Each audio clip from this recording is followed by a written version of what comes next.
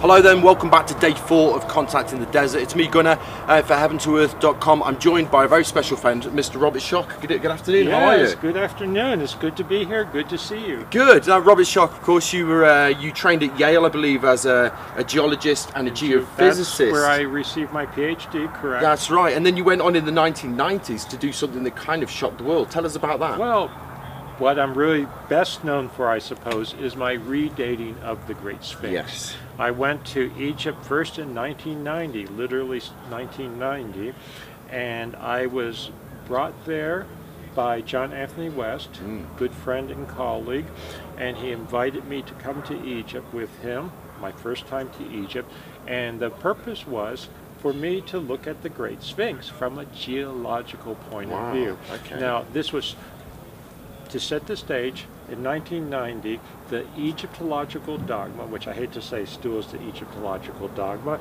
is that the Sphinx was carved de novo from scratch in 2500 BC. I went there thinking, obviously the Egyptologists, they know what they're talking about. I wasn't going to find anything different, despite the fact that John Anthony West said, oh, you know, it looks like excuse me, it looks like there may be some anomalies, there may be something amiss here. So I went, but I was incredibly skeptical, and I figured, and I don't want to sound the wrong way, I figured, you know, I'll go over there, I'll show him, John Anthony West, why he's wrong, why the Egyptologists are right, and I'll get to go to Egypt for free. That sounds because good. He actually, you know, had arranged funding for this. So I had nothing to lose other than a little bit of time, and, you know, go to Egypt. You know, we didn't worry about terrorism and that so much back then, I suppose, that I wasn't thinking about. So I went to Egypt, and lo and behold, I get there. I see the Sphinx for the first time, and within minutes, I realize there is a problem here. Because when you look at the Sphinx from a geological point of view, and you look at the body, you look at the what's known as the Sphinx enclosure, because the Sphinx is carved out of the bedrock. Only the head sits above the level of the general ground there. They had to carve down into the bedrock, and they carved out huge blocks weighing tens of tons and moved them east and erected what's known as the Sphinx Temple and the Valley Temples. So you've got the body of the Sphinx, you've got the walls of the Sphinx enclosure. I'm looking at them, and they show the signs, the telltale signs of weathering and erosion by water. By water, so now, not by sand, not by wind? Not by sand, not by wind. And here we are on the edge of the Sahara Desert, hyper-arid for the last 5,000 years. So what is going on? So that was the first clue that there is something amiss here. And immediately it came to me, and I was thinking about this, that the Sphinx, the oldest portions of the Sphinx, must go back to a different climatic regime. Absolutely. Pre-Sahara. And I also noticed right away, very, very quickly, within the first few minutes, that the head of the Sphinx, in my assessment, especially when you look from the side, is too small for the body. And why? It's a dynastic head. And I have no doubt to this day that it is not the original head on the Sphinx, that the original head was heavily weathered and eroded, and therefore, instead of repairing it, because it's very hard to repair something like that, they just carved it down, and it's a smaller head. I suspect the Sphinx was not a Sphinx originally. I suspect it was a lion. Yeah. And now, as I pursued this, and that was 1990, so I've been doing this now for over a quarter century. I've been going back and forth to Egypt numerous times, carrying out all kinds of complex studies, and really building the case. You know, I talk about this in my book, Forgotten Civilization. I talk about this also with a book that Robert Bouval and I just put together, Origins of the Sphinx. But really, for the big picture, I suggest Forgotten Civilization. I just say that as a general comment. And what we really are looking at, and there are implications here, is that the Sphinx is sort of the proverbial tip of the iceberg that there was a civilization, what I call cycle of civilization, going back to remote times, going back to the end of the last ice age, prior to 9,700 BC. The core body of the Sphinx, like I said, the head has been recarved, but the core body of the Sphinx goes back to that earlier period. Looking at Egypt in particular, it was a different climatic regime. Furthermore, the Sphinx suffered the cataclysms at the end of the last ice age, or what I'll call the proto-Sphinx. And something that we had was an incredible change in temperature, cataclysmic change in temperature, literally virtually overnight, a warming, a melting of glaciers. This actually all has to do with solar outbursts, not to get too complex too quickly. And when you melt all these glaciers so quickly from major solar outbursts that hit the Earth with what we call plasma discharges, among other things, you put incredible amounts of moisture into the atmosphere. Now what happens to that can only hold so much moisture, it comes down as rain. What's the Sphinx weathered by? Exactly, water. Incredible water and rains and torrential, there would have been torrential flooding. And that's how it looks, isn't it? And that's how it looks. I mean, so it all starts to fit together. I mean, I'm really simplifying things at the moment. I want to say we carried out, for instance, seismic studies around this Sphinx, so I could look at subsurface mineralogical changes and calibrate that. So it's a lot more than just the weathering on the Sphinx. I want to make that clear. Yeah, there's a whole picture surrounding this. There's a whole picture surrounding it. But I feel more comfortable now, more confident now with all the evidence we have on my dating of the Sphinx than I ever have. And I put it back to roughly 10,000 BC before the end of the last ice age. Again, that proto-Sphinx. I just want to stress the head has been recarved. Did you expect to find anything like this when you went to see the Sphinx? I mean, you're a geologist by trade. I'm guessing most people probably don't come to these conclusions. It must have been quite an epiphany for you when you kind of got there and went, oh my God. Yeah, it was. This isn't what we're told. It was. Now, I did not express that publicly because I'm a scientist and I try to be very careful. Just take the data in first. Actually, John Anthony West would often tell the story in later years how it was so difficult for me to get me to say anything definitive, because he wanted to make a movie about this, he wanted to go to the newspapers and right away, you know, with these revelations. And I kept being very quiet and reticent, and I didn't want to discuss this publicly because I said we have to put all our, as they say, ducks in the row. We have to get all our evidence together. I wanted to make sure I wasn't missing something. Was I making some really stupid mistake? Because honestly, I was saying to myself, how could the Egyptologists be so wrong? How could they have missed this? What is going on here? As it turns out, and I can only say this in hindsight, Egyptologists, and no disrespect to them necessarily, but they're not geologists, they're not necessarily scientists. In fact, it's not really a science. And I don't say that disrespectfully. But you're right, but analogy would refer to a science or a piece of learning, wouldn't it? A body of learning. Yeah, it's a body of learning. And Egyptology is very different, and Egyptologists don't have the perspective that a geologist has. And they are looking at different types of evidence, different type of data, none of which I deny. This is the interesting thing, because all the Egyptological data fits right in with what I'm talking about. It's just that the ancient Egyptians in Old Kingdom dynastic times did not carve the Sphinx. They refurbished the Sphinx. They recarved parts of it. They added blocks, and you can see those to this day, around the paws, around the rump, to restore the original outline.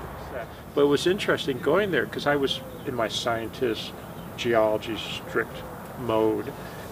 Yeah, one of the things I say right away is that head is too small for the Way body. too small. It's the greatest statue on earth, and it's out of proportion.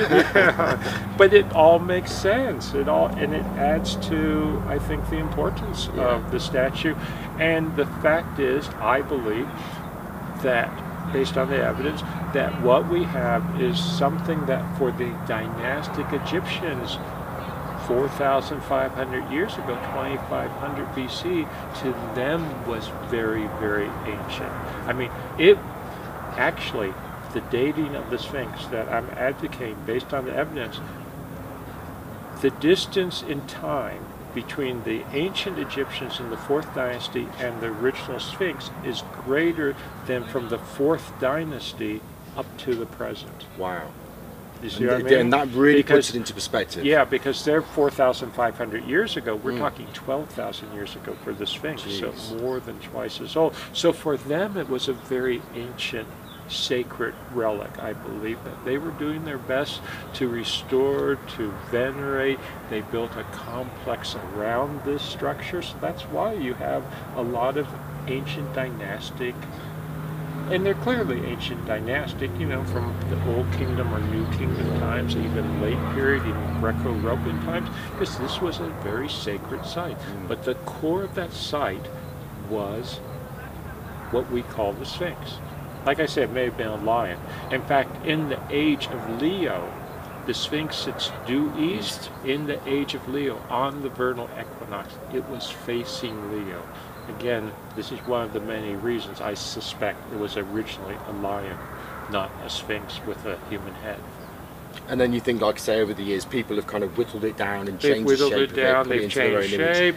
I mean, it may have gone through more than one iteration, you know, more than one head, because the head is relatively small. It's a huge head still, Yeah, it is. but it's small relative to the body. So it may have been a lion at one point. It's obviously a human at this point, dynastic with a dynastic headdress. Who knows if there was some intermediate stage. So would you think then that the pyramids of Giza were also built around the same time? And the way it looks to me is a lot of the dynasties that follow on from that seem to try to replicate what happened in the Great Pyramids of Giza, Yeah. but not exactly. They weren't able to use the technology. Something that's very interesting, and I take people to Egypt. I do tours to Egypt, as did John Anthony West. And this ties in with this, so I'm not ignoring your question. And I take people throughout Egypt, and we look at pyramids. And it's very interesting, this is exactly what you're pointing out, that the greatest pyramid, in many ways, is the Great Pyramid. And that begins, that's not the oldest absolute pyramid from an Egyptological perspective, but it is very old. Even the Egyptologists admit that, relative to other pyramids. So you have the Old Kingdom pyramids, which are incredible, and particularly the Great Pyramid. Then as you go into later pyramids, going into the Middle Kingdom, etc., they go downhill. Yeah. I mean, the construction techniques are just not the same. Much more step pyramids, much more rough around the edges, much not with more the limestone rough, finish. etc. Now you gotta be careful, because the step pyramid Saqqara is, according to Egyptologists, older than the Great Pyramid, and it's not at the level of the Great Pyramid, but it's still an incredible pyramid compared to pyramids hundreds, centuries, even millennia, well, not millennia, but centuries later in the Middle Kingdom. So there is a general decline, and much of Egyptian art is really at its peak, most people would say, at the very beginning. So you have this, I hate to use the term decline, because I respect all of ancient Egypt, and there are other very good aspects of even late period Egypt, but you do have that trend, which is interesting. Now, as far as the dating of the Great Pyramid or the second and third pyramid on the Giza Plateau, without going into great detail, I am convinced that the sites of those pyramids are very ancient. So the Great Pyramid itself is built over a sacred mound, what I call sacred mound. And this is acknowledged by the Egyptologists, that under it is a mound.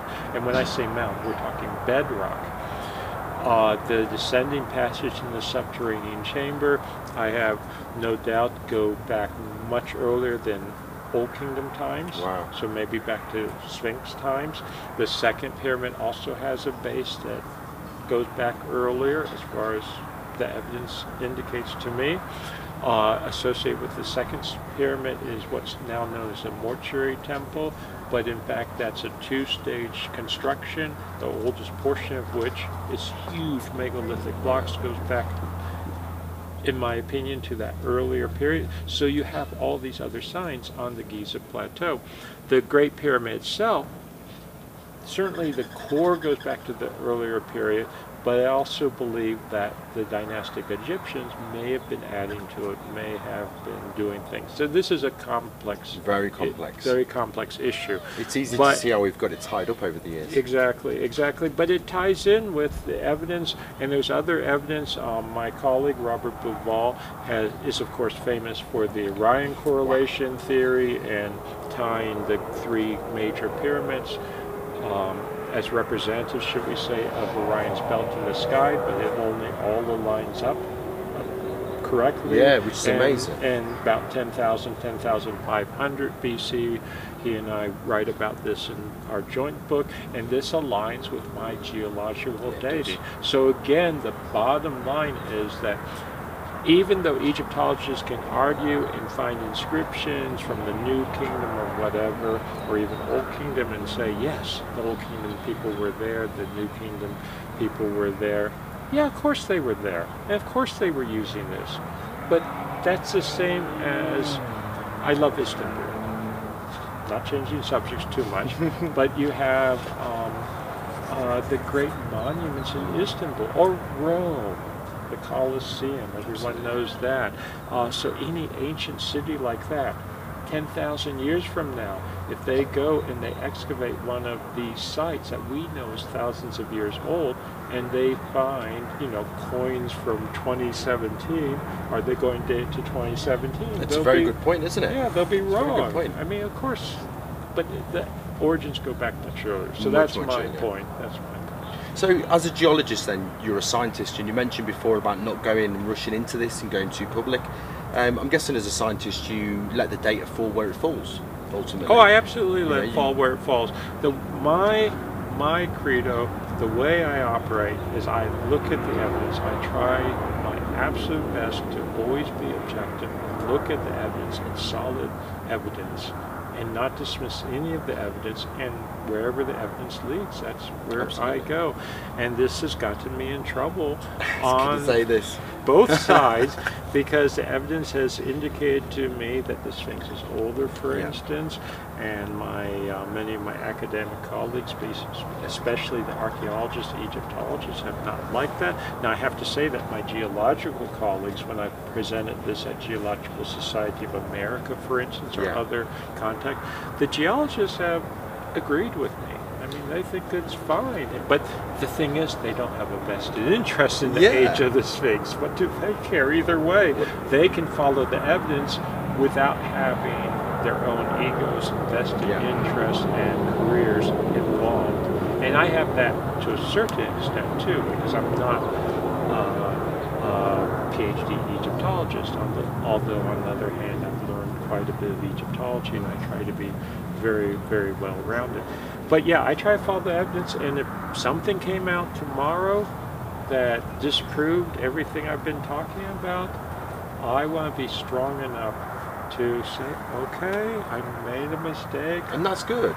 Yeah. Because there are so many people who are dogmatic about this stuff, who refuse to budge and say my idea is right. Yeah, but I guess as a scientist, that's absolutely important, isn't it? It's very important. If the data important. changes, then I guess you create a new theory, and then you start to... and then you move on. Yeah. Now, psychologically, it's very difficult, and sociologically... Surely that's only ego, though, isn't it? Yeah, if you refuse to let go. It has to do with people's egos, and I've seen this in the sciences and other fields, too, where people will not let go of their pet theories, not let go of the... Even though evidence starts coming in, just demonstrating it's wrong. And even if they've won prizes for their great scientific achievements, and then it turns out that's not quite right, or just a piece of the story. And many times in sciences, we like to at least put it in the context, well, okay, he was still a great scientist, or she was still a great scientist, even if, in fact, in hindsight, the theories are not quite correct, because they were working with what they had at the time, and that's fine. And we have to move on as the evidence dictates.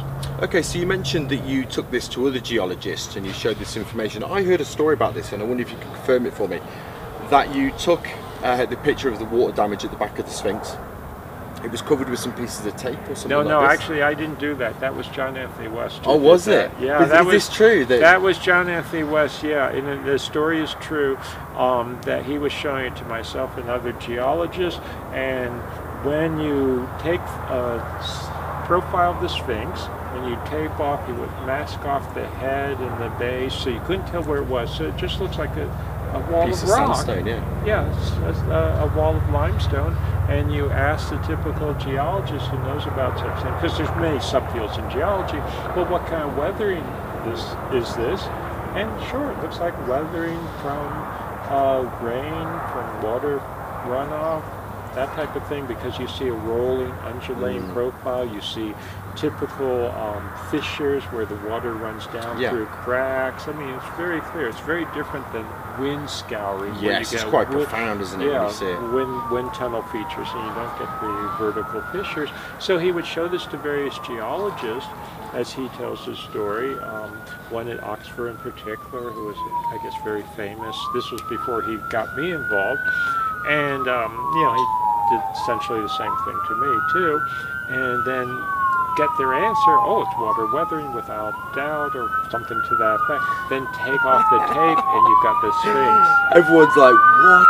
Exactly. What? Let's break for dinner, I need to think about this. Yes, exactly, because the implications are huge, profound and huge. Yeah. And I gotta say, there are, I guess, other geologists out there that were maybe approached by John Anthony West before he got me involved, who just based on, you know, that little bit of evidence, just from looking at some photographs and whatnot, they probably saw the implications and were a little smarter than me from a pragmatic point of view, that they knew if they got involved in this, you know,